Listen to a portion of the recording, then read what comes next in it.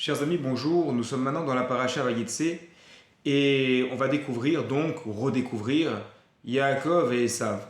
Je voudrais vous parler de ce dernier, Esav. Effectivement, il est présenté habituellement comme quelqu'un de mauvais, comme un rachat, comme l'antagoniste de Yaakov Israël, celui qui va être l'ancêtre des persécuteurs du peuple juif.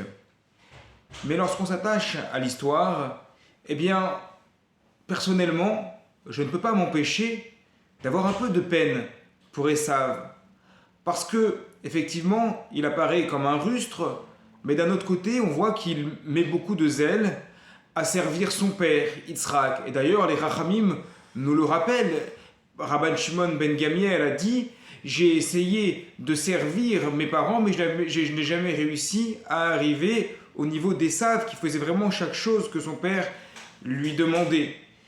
Par ailleurs, on voit une sorte de stratagème qui va se tisser entre Rivka et Yaakov.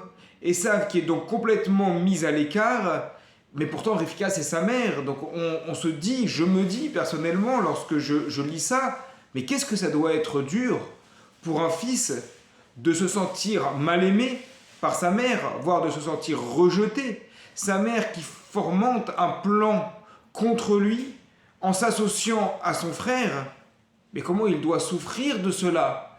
Alors lorsqu'effectivement il arrive au début à voir, il pense réussir à avoir la bénédiction de son père à la fin de la paracha, et qu'il découvre qu'en réalité c'est Yaakov qui a eu cette bénédiction parce qu'il s'est déguisé, eh bien il se met à pleurer, à hurler de rage.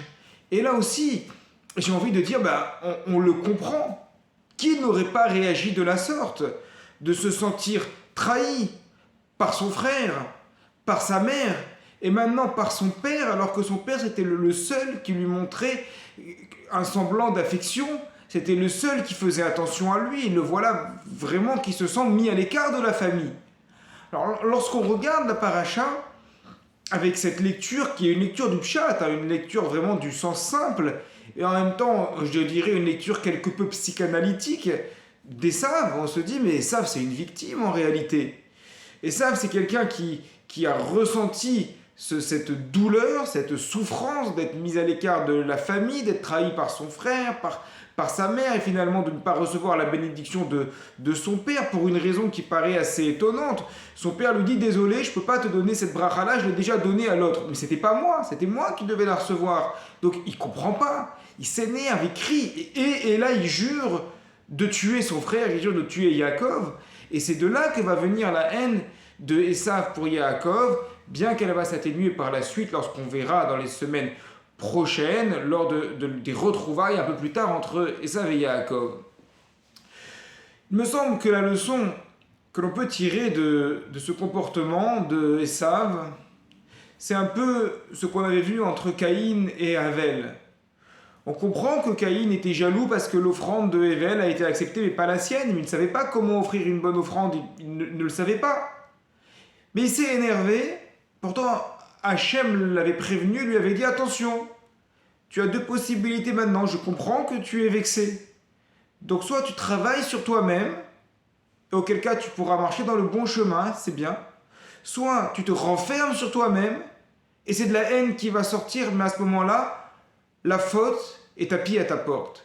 C'est exactement ce qui se passe chez Esav. C'est-à-dire que des fois, il y a des circonstances qui font qu'une personne devient mauvaise.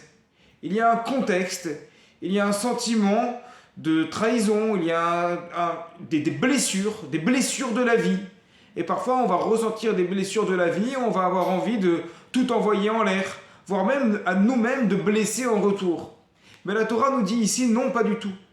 Il n'y a aucune justification à cela. Ce n'est pas parce qu'il y a des circonstances qui font qu'on est devenu mauvais parce qu'on a subi, parce qu'on a souffert soi-même. Souffrir soi-même n'est pas un prétexte pour faire souffrir les autres. Souffrir soi-même n'est pas un prétexte pour en vouloir au monde entier. Comme le dit le Talmud, Anelavim vena neelavim, ceux qui souffrent, mais qu'il ne faut pas souffrir en retour, c'est eux qui ont le plus grand des mérites.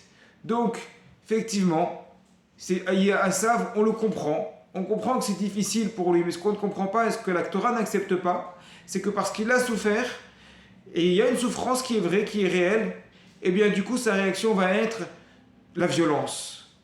Au lieu d'aller vers le travail sur soi. Effectivement, lorsqu'on est blessé, c'est dur de travailler sur soi-même, c'est quelque chose de très difficile, mais c'est quelque chose de fondamental. On est blessé, on est vexé, on a envie d'en vouloir au monde entier, ben non.